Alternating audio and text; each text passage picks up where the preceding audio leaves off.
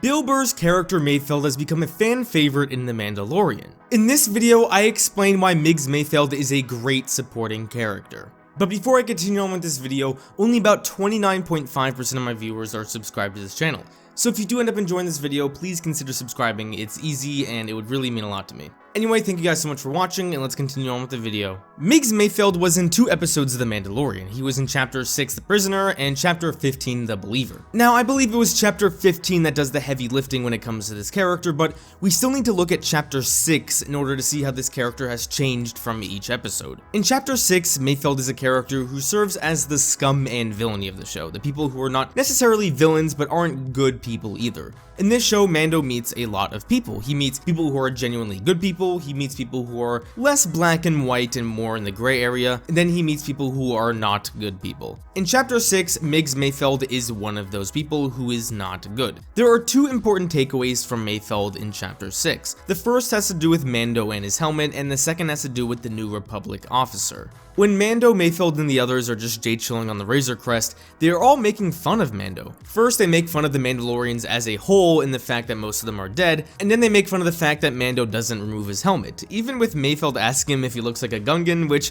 I honestly thought was really hilarious. The reason this is important is that this arc that Mayfeld goes on comes full circle in Chapter 15 and starts here, but I'll get to that later. The other important thing that goes on here is with the New Republic officer. They reach a sticky situation about halfway through the episode. Do they kill the innocent New Republic officer, or do they spare his life but risk getting caught? Mando, who's the moral one, wants to spare his life. Mayfeld, who's the immoral one, wants to kill him. After a bunch of arguing, the Twi'lek kills him and Mayfeld approves. This scene establishes that Mayfeld is simply just not a good person. He cares more about the money that he would get from finishing the job than the life of an innocent man. So later on, when Mando is able to lock them up, it is sweet poetic justice. All this was essential in giving Mayfeld a satisfying character arc in Season 2. So Chapter 15 begins with Mayfeld in some sort of jail, and he is picked up by Mando and company. Mando wants him because Mayfeld has a past as an Imperial sharpshooter. Mayfeld could potentially help Mando get into the Imperial base. During the beginning portion of the episode, Mayfeld continues to poke fun at Mando for the helmet. It seems like Mayfeld hasn't changed from when we last saw him in Chapter 6. Mando changes his helmet and Mayfeld calls him out for contradicting his code. Is the code that you can't remove your helmet or that you can't let anyone see your face? There's a chase scene on a train that's fun, but nothing up to this point exists to complete or even start Mayfeld's character arc.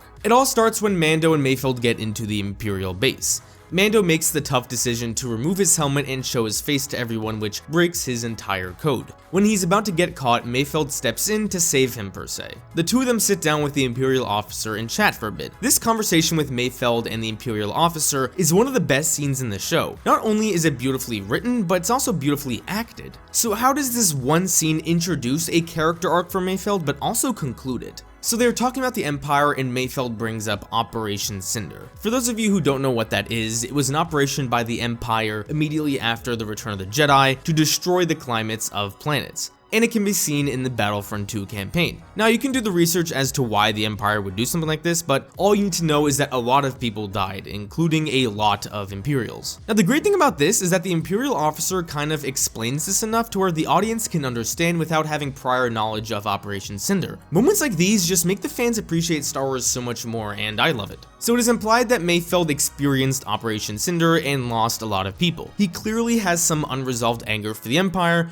which is brilliantly displayed by Bill Burr's acting. He shoots the Imperial and gives Mando his helmet back. Now, why does this one exchange work so well? Remember when he made fun of Mando for wearing his helmet in Season 1? Well, here it comes full circle. The conversation Mayfeld has with the officer reveals he isn't just some bad guy like what we saw in Season 1. He left the Empire because he knew what he was doing was wrong. So we start to see Mayfeld in a better light than we did before, but it's his actions of handing Mando the helmet that changes everything. He tells Mando that he never saw his face and he looks away while giving him the helmet. This is brilliant. He went from mocking Mando many times for the helmet to respecting Mando's code when it mattered the most. He didn't even give himself one last look or anything. He handed Mando the helmet back and looked away. Instantly, Mayfeld has somewhat redeemed himself for being that bad guy we saw in Season 1. At the end of the episode, Mayfeld is the one who takes the shot to blow up the entire base. Because of his actions, Mando and Cara Dune decide to let Mayfeld roam free instead of going back to prison. prison, which is satisfying for the audience because we feel he deserves to be let free after what he did for Mando. I think the reason I love this so much is because Mayfeld is a different kind of supporting character than we've seen before. This is the third entry in my great supporting character series, and so far,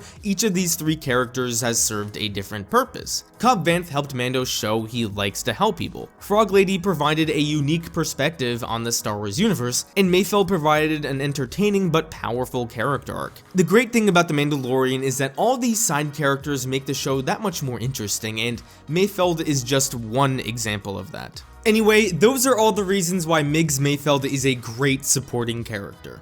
The second season of The Mandalorian really did advance its supporting characters, and Migs Mayfeld is a great example of that. Also, I still find it kind of hilarious that Bill Burr's in Star Wars. That's so weird. If you want to see more Mandalorian videos, I have one here about why I think Cobb Vanth is such a great supporting character, and I also have one right here about why I think Frog Lady is such a great supporting character. Anyway, thank you guys so much for watching another one of my videos. Don't forget to unite the Glad Squad, and I'll see you guys next time.